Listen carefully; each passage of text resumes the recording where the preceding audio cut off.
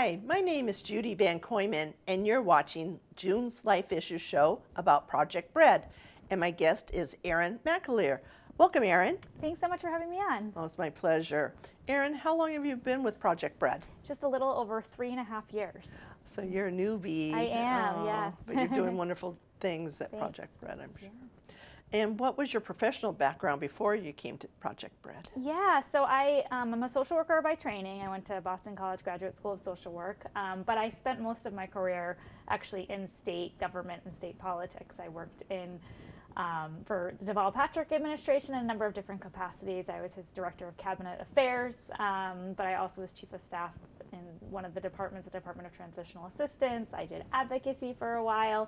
So it was in and around Beacon Hill for most of my career before heading over to Project Bread. Well, so it kind of coincide with each other, well, everything that you did on the Hill to Project Bread. Awesome, that's terrific. Good for you. And how did Project Bread start? Project Bread started actually with the Walk for Hunger. So the Walk for Hunger is it's our biggest fundraiser and our most well-known annual event. We just actually had the 53rd Walk for Hunger. Wow. So 53 years ago, a group of citizens came together to raise awareness about hunger and raise funding. That was in the late 60s. And a few years after that, Project Bread was formed as an organization to host that annual event. And then the organization has really grown and evolved since then. Adding programs and really, becoming what it is today. Mm-hmm. Wow. And then what is Project Bread's mission statement? Yeah, our mission is to connect people and communities to reliable sources of food while also advocating for policies to make food accessible for all. Okay. And the vision of Project Bread? Solve hunger. We believe hunger is solvable here in Massachusetts. So we envision a Massachusetts where hunger is permanently solved. Okay. And Erin, is food insecurities getting worse during the pandemic? It has. It actually doubled almost overnight. From the pre-pandemic level was about 8% of households here in Massachusetts were food insecure.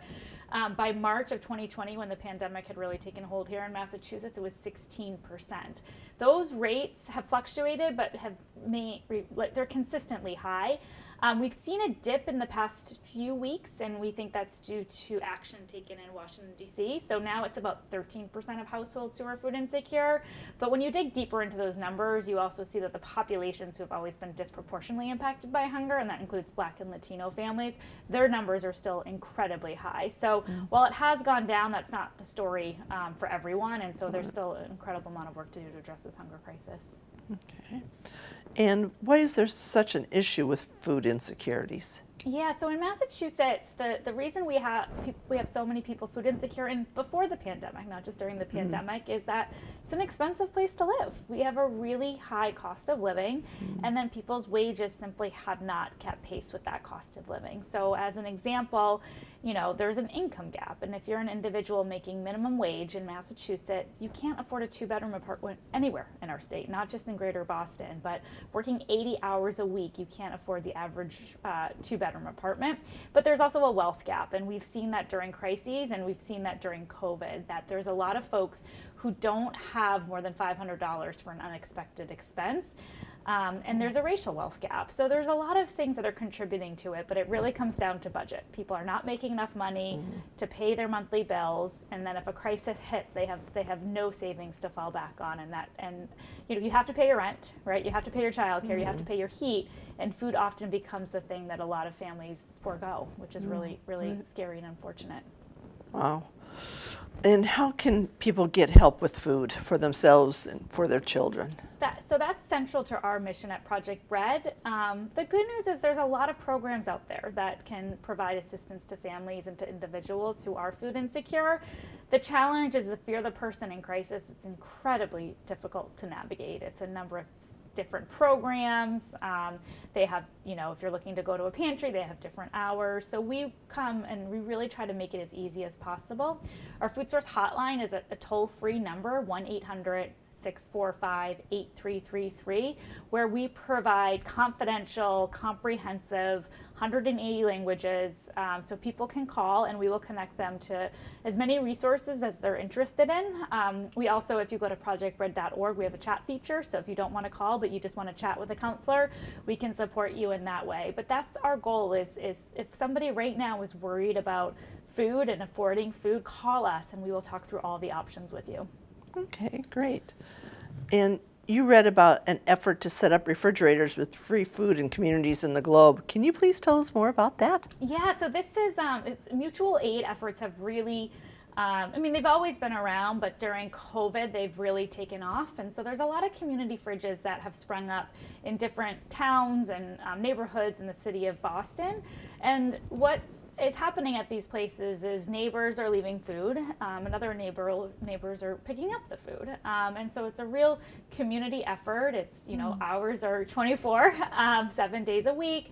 And especially for neighborhoods where there might be certain immigrant populations, there's culturally appropriate food. And so it's been a real community effort, and one that, a lot of people who have come forward to share their commitment to addressing the hunger crisis through this effort. Wow. So are the refrigerators outside? Yeah, a lot of them are outside. But they need electricity, obviously. Yeah. Yeah, so what is the main source of electricity I that they don't know use? I'm not in the Okay. business So I'm just trying to figure out. I think they've all figured out different ways of doing it. Oh, yeah, wow. I'm not sure. Yeah, Okay, but yeah. different. That's great, though. Yeah. And Erin, what is SNAP? So SNAP is the Supplemental Nutrition Assistance Program. Most people know it as food stamps. It was food stamps up until it was rebranded by the federal government several years ago. And so now it's not a stamp anymore. It's an electronic card where people, the value of being able to purchase food, they can go to the grocery store and swipe it to purchase food. And it's the most effective anti-hunger program in the nation. Right now in Massachusetts during this crisis, it's the #1 source of feeding people across our state and across our country. Can people only buy perishable, no, or you can't buy like toilet paper? Right, it's food. It's for food. Food only. Yeah, food only. Yeah. What, baby food? Baby food, yes. Yep. Okay. But what about dog food? I don't think you can buy dog food. Okay. Because people might say, well, yeah, they have to eat. They do. They need food. Yeah. No. Okay. Yeah. All right. Yeah. And why it works, Change Not Just Charity, is about more than food. Can you please tell us what that means? Yeah, so I think a lot of people, when they hear about hunger, their immediate reaction is food, right? Oh, you're hungry, here, let me provide food. And it's a charity mindset. And at Project Bread, we really try to step back and say, well, why are they hungry in the first place? And how do we connect them to resources that are sustainable so that they're able to consistently afford food? We don't want people to have to go to a food pantry every single week to survive. We don't think that's a sustainable way of addressing it. What we do know is, for example, school meals. There's in Massachusetts, childhood hunger is high. In Massachusetts right now, over 20% of households with children are food insecure. Kids are the population most impacted by food insecurity. So what we want to do at Project Bread is to prevent it in the first place. And that's why we focus so much on schools. If a kid is at school and gets breakfast and lunch and then gets a snack, if they're in an after-school program and a supper, that is essentially ensuring that that kid is not hungry. So we're really looking at prevention, making sure that we're relieving the household budget. So, a program like SNAP, while you can't purchase everything with it, but it does provide the value of those groceries and frees up that money to be able to pay other necessary expenses, to pay that heating bill, and really to frankly break that cycle of poverty and break that cycle of hunger. Including with the elderly too. Absolutely. Because I've heard stories about, that they couldn't afford, their medication Right. and eat, Absolutely. what do they do? Yeah. Yeah. So it's sad. It is really, Yeah. And then what is reliable access to food? So that means, being able to know you're going to have food, right? So the way we measure food insecurity is, it's usually 2 questions, but it's, are you worried about where you're going to get your next meal? Or are you worried about how you're going to feed your family? And if you answer yes, that means you do not have reliable access to food. And so our goal is for people to be able to be connected to food resources, to be able to make enough money to say, yes, I know where I'm going to get my next meal. And so, another reason we really promote things like school meals and the SNAP program is, once a kid is signed up for school meals, that family knows, okay, he's going to be able to go to school and get breakfast and lunch today. And that's a reliable, consistent source of food. Similarly, once you're on SNAP, you'll have it for the length of your economic needs once you're eligible. So, a lot of folks, they might be hesitant to go through with the SNAP application. It can take, a half hour. You might be on with our counselors for about 30 minutes going through the process itself. But once you're on it, then you know that you're going to be able to afford food for the length of time that you're on it. And you're not going to have to figure out what pantries are open or what hours they are. And so those are reasons why we really focus on those two programs in particular. I've heard also during the pandemic that people got a little extra on their SNAP too because of the way the situation has been, unemployment and all that. And it's also, one of the reasons we argued for it is that it was the public health crisis and we wanted people to stay home, right? And we didn't want them, and without the extra 15% that was recently added by the Biden administration and Congress, SNAP benefits were running out a few weeks, 3 weeks into the month, and people were then having to go different places like the community fridges and like the food pantries to access food, when we didn't want that. We didn't want people to be running around trying to find food. We wanted them to be able to stay home and, go to the grocery store just every few weeks like the rest of us. Right. Yeah. And during the pandemic, what assistance has people received besides food? There's been so many different types of programs that have been established. So I've talked about SNAP and school meals. We at Project Bread also advocated for and helped implement pandemic EBT, which provided the value of school meals on an electronic card. So very similar to SNAP, but for school meals. We also set up meal sites across Massachusetts. So when schools closed last March, we knew school meals were feeding 500,000 kids in Massachusetts. We set up over 1,700 meal sites across the state where families could go to access school meals. So there's been a whole host of different programs that have been established, with SNAP and school meals being the top two feeding sources here in Massachusetts for the length of this crisis. Okay, very good. And can you please tell us about Summer Eats? Yeah, so Summer Eats is a program we run every single year. It's when school's out. We want to make sure kids still have access to meals. For low-income kids, over half their calories come from school meals. So this is a program that, we work with the YMCAs and Boys and Girls Clubs and parks and pools and wherever kids are going to be in the summer. And we set up meal sites so that kids can access these meals. It's why we were able during COVID to set up those 1,700 meal sites so quickly, because those were the partners we called on and said, can you usually do this in the summer, we're asking you to start in March, and Project Bread had to give out grants to help them, heating equipment if they were doing things outside, or tents or whatnot, just to do things a little bit different to launch in March versus launching in July. Right. But it's a great group of organizations across the state that feed kids every single summer that we partner with. Awesome, great. And what is the Feed Kids campaign? So this is a campaign that we have right now in the state legislature to make universal school meals permanent. So we have universal school meals right now during this crisis. Any kid in America 0 to 18 can access school meals for free, no questions asked, no identification required. And it's one of the reasons why we're seeing food insecurity go down, and especially childhood hunger. But our worry is that when this crisis is over, we're going to go back to the system that we've all known, which was established after World War II, where some kids pay full price, some kids pay reduced price, and some kids pay for free. And through our history, we know the number one reason kids aren't participating is the stigma, that they don't want to be the kid that's on free or reduced. And also that the parents don't always want to fill out the applications, or if mom or dad loses their job, they don't want to have to go to the school and say, my economic situation has changed and I want to get our kids signed up for school meals. So we are asking the legislature to just keep this permanent. We know it's working. We know it's feeding kids and the stigma is going away. And we also think it's going to be really hard to put this barrier back up when so many families are now accessing school meals. meals. So we filed legislation, and we're working with Senator Dina Minico and Representative Andy Vargas to get the legislation passed so that here in Massachusetts it's permanent. And the example I often use is that, when a kid is bleeding and goes to the school nurse, there's not a tiered system for that Band-Aid. It's not that some kids pay $1 for the Band-Aid, some pay 50 cents, some pay $0. But for meals, we do, and we know a hungry kid can't learn. So if we're asking kids in Massachusetts to sit in those classrooms and learn and pay attention and focus, we have to make sure we're addressing the number one barrier to them doing that, which is often hunger. So, yeah.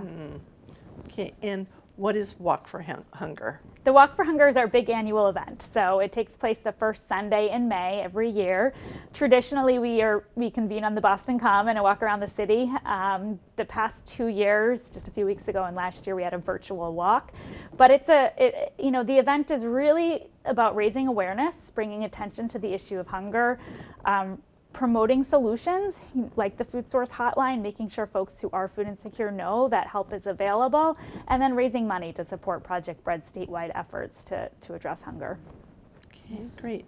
And does Project Bread have any other fundraisers or ways to raise money?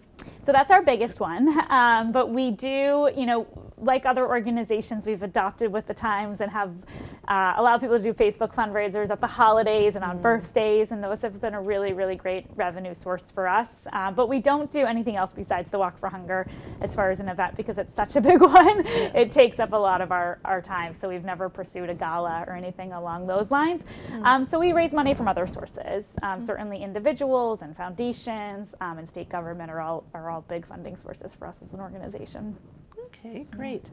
And what are some of the ways Project Bread has made a concrete positive impact during this pandemic? Yeah, so many ways. I think, our direct services team has doubled during this pandemic. Our counselors on the FoodSource Hotline, and then we also have counselors that are working with patients who are referred to us by healthcare providers, health centers and hospitals. And they have had such a real impact on people's lives. People who are calling, worried about feeding their kids, and we're connecting them with, reliable sources of food. There was a grandmother who called us just a few weeks ago, and her granddaughter is living with her, and she wanted to take care of her granddaughter, but she was struggling. It was another mouth to feed, and she just didn't have the financial resources to do it. And so we connected her, and we made sure that, her daughter knows about the meal sites, and we signed her up for SNAP. And so I think the impact we've had on individual people's lives has been really, really critical. But I also, our policy work is hugely impactful. That pandemic EBT program that I mentioned, that was 550,000 kids in Massachusetts. And Project Bread, with a lot of partners, played a critical role. We were advocating for Congress to pass it, and we're really fortunate here in Massachusetts to have a congressional delegation that is committed to addressing childhood hunger. But then we worked closely with our state partners, the Department of Transitional Assistance and the Department of Elementary and Secondary Education, to figure out how to do it. This program they had to establish in the middle of a pandemic and get it set up, but the end result is that it kept so many kids from going hungry during this pandemic. So at Project Bread, I'm proud of all the individuals we help, but also the really big impactful solutions like that program, Pandemic EBT. Right. And if someone would like to volunteer, is that possible? We look for volunteers to help for the walk. That's our major volunteer opportunity every single year. When we traditionally have it during on the Common, we rely on over 1,000 people to help with the event, hand out water, arrive early to set up stations and whatnot. So that's where we really recruit people to be engaged. Our other positions, we really focus on paid positions to help give people work in order to also make a living themselves. So the walk is our number one volunteer and engagement opportunity, and we're always looking for volunteers. For that, okay. After this pandemic is over, do you see the food insecurities going away? I think it will decline. My biggest worry is that we will go back to where we were before, and that will be deemed success, and it's frankly not success. When we had 8% of people in Massachusetts hungry, that's unacceptable in our state. There's no reason people should be going hungry in Massachusetts. As you talked about, before this crisis started, we had elders who weren't taking their medication because they couldn't. it was said, don't take this on an empty stomach, and they had an empty stomach. We had kids sitting in our classrooms across the state who were hungry. So I really worry that, we will go back to pre-pandemic levels and feel like we got back to normal, and that wasn't normal. We need to make sure that we're permanently solving hunger. And the truth is that we've tested and piloted some solutions to do it during this pandemic that have been hugely impactful. I mean, 2 examples are universal school meals, right? Just making that permanent. Another is giving families a card to purchase the value of school meals when they're not in school. Really making that model permanent every single summer, taking the pandemic EBT model and making that permanent. So we've seen the solutions during this crisis. What I don't want is when the crisis is over to take all of those back. That we actually need to put our foot on the gas and say, we've seen that these work, and let's actually finally solve hunger with the solutions that we've seen to be the most impactful during the past year and a half. Yeah, exactly. Yeah. Well, is there anything that we can do to help with that? Yeah, I mean, when people say they want to get involved, I push a few things. One is advocacy. And, a lot of people really want to volunteer and get their hands, dirty and give out food. And I totally understand that. But the most valuable thing people can do is actually pick up their phone and call their state legislators, call their U.S. senator, call their member of Congress, and say, this is an issue that matters to me, and I want to see you leading on this. The good news is there's no elected official I've ever come across who's pro-hunger or pro-childhood hunger. Nobody has that position, but there are so many competing priorities. They need to hear from us. They need to hear that this is one that we want to solve. So that's the number one thing I say. It doesn't take as much time as volunteering, but it's 100 times more impactful. And legislators don't receive a lot of calls. So if they receive 5 calls on an issue, they're paying attention. And what we want to do is make sure, even when this crisis is over, they're hearing from us that we want them to solve hunger. The second is share stories. I just referenced that 20% of households in Massachusetts right now, households with kids, are currently food insecure. Those are our neighbors, those are our relatives, those are our friends. And a lot of people don't want to share that story. They're worried about how they'll be judged, that they are struggling to afford food. And so I think if you have a story to share, I really encourage it. I, as a child, faced food insecurity. My mom divorced and was working part-time and 3 kids and just paying the bills. And she was really, really stressed about feeding her kids. And I think it's important that more people come forward and say, yeah, and because the truth is most of us fall on hard times at some point in our life, and there is no shame in asking for help. So if people want to get involved, I say pick up the phone and call your legislators, share your story, and then if you have the capacity to donate, obviously we at Project Bread, we rely on the contributions of individuals who are willing to donate to support our work. Okay, great. Is there anything else that you would like to add to let our audience know? I think the biggest thing is if you are facing food insecurity, call us. Again, the FoodSource Hotline number is 1-800-645-8333. Our counselors can help in 180 languages. It's completely confidential, and it will help. And they are compassionate. They're wonderful people, each one of them. So just encourage you to call. And if you don't need our help, just support, raise awareness. We have a lot of social media posts about the FoodSource Hotline. Post it on your Facebook page, post on your Instagram, because you don't know who in your circle might be looking for that help, and help is available. Exactly. Yeah. Okay. I'm sorry, Erin, but that's all the time that we have. Thank you for all you do for those in need. I'd love to hear your thoughts and suggestions. Please send them to lifeissuestv@gmail.com. And remember, live each day to the fullest and celebrate life.